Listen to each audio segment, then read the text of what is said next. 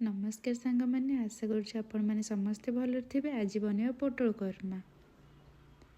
प्रथम किसी पोटल नहीं जावा।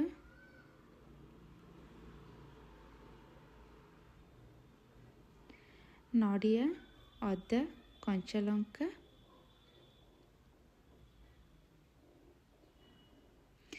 किसी बतुरी रखि काजू चारमगज पोस्त अल्प परिमाण दही किसी गोटा मसला गुजराती गोलमरिच लवंग डालचीनी तेजपत्र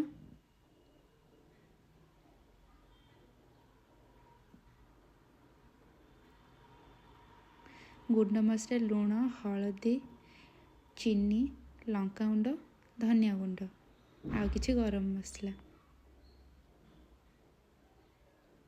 प्रथमे पोटल को भल भाव ऊपर चोपा आम छड़ी भल भाव परिष्कार करनबा। केयरफुली आम पोटल को भल भाव स्किन छड़ेदबा।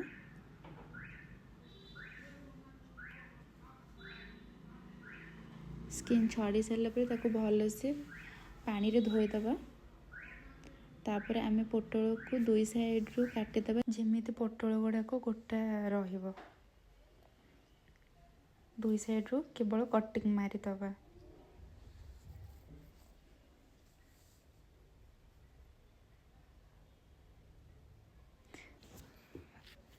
कड़ाई रे 4 चामच तेल नबा।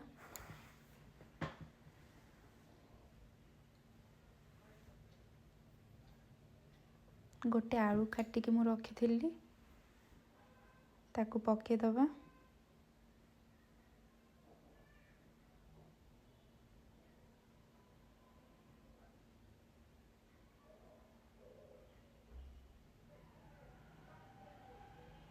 एबे हमें पोटल को पकेदबा। किछि लुण हलदी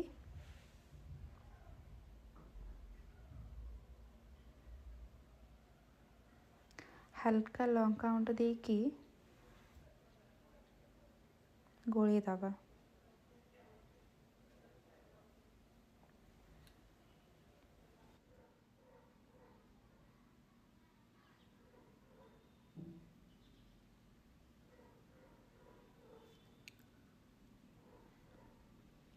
आलू पोटल को भल भाव भाजी नबा।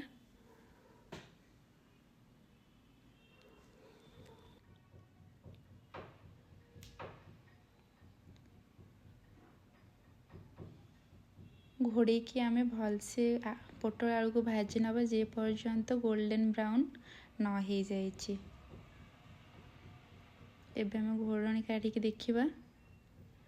आलू पोटल भलसे गोल्डन ब्राउन हो जाइए। एबे हम गोटे बाउल रे आलू पोटल को काढ़ी नबा।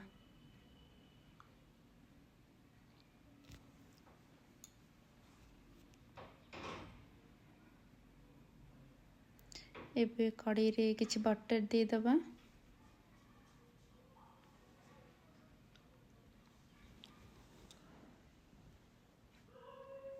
बटर हल्का मेल्ट हो गले आम से गोटा गरम मसला पकेबा।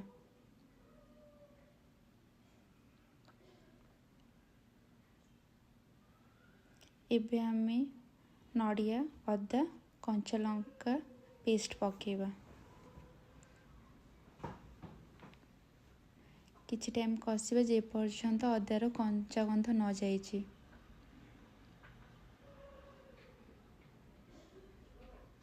एबे आमे काजू चारमगज पोस्त पेस्ट पकेबा।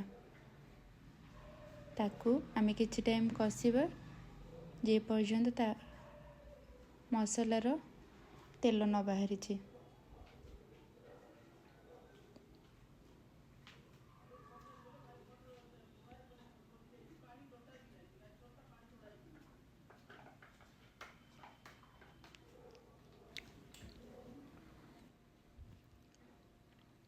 एबे मसला हल्का हे आसिलानी आ गोटे 2 मिनिट कसिबा।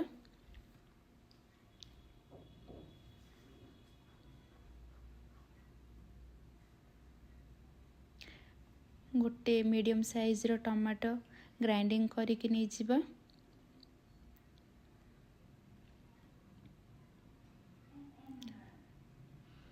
टमाटो को भी भल से कषि नबा जे पर्यंत टमाटर कंचा गंध न जाइछि।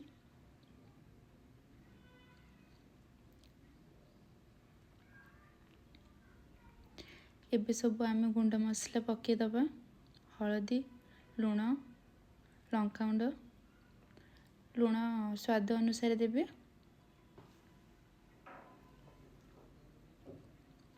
दुई चामच दही नहीं जिबा ताको भल से फेंटी के नबा।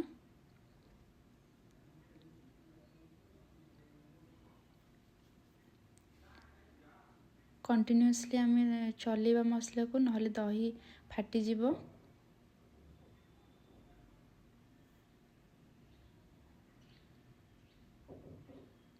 मसला को भल भाव कषिबा जे पर्यंत तेल न बाहरी। हल्का घोड़े की कषिदबा 5 मिनिट। एबे घोड़नी काढ़ी देखिए मसला आ गोटे 2 मिनिट मसला को कषिदेवा भल भाव।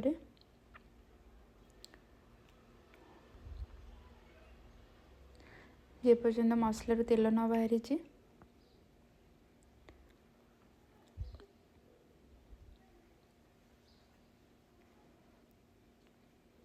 एबे मसला बहुत भल भाव हो जाइए। एबे छणा होइथिबा आलू और पोटल को पकेदबा मसला सहित भल से मिसेदबा। 2 ରୁ 3 मिनट आलू और पोटल को मसला सहित कषिबा।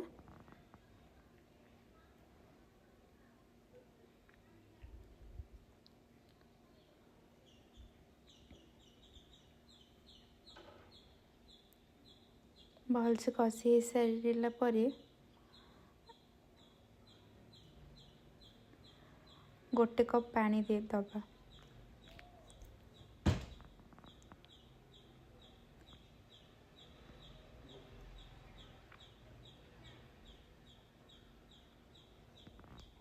अल्प पानी दबा बेसी पानी दबानी।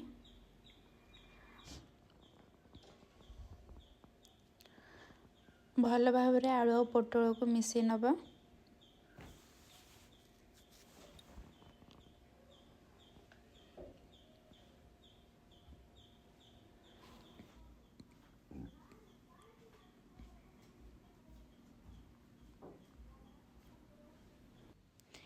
एबे आमे लो टू मीडियम फ्लेम रे 5 मिनिट पई फुटिवा पई छाड़ी दबा।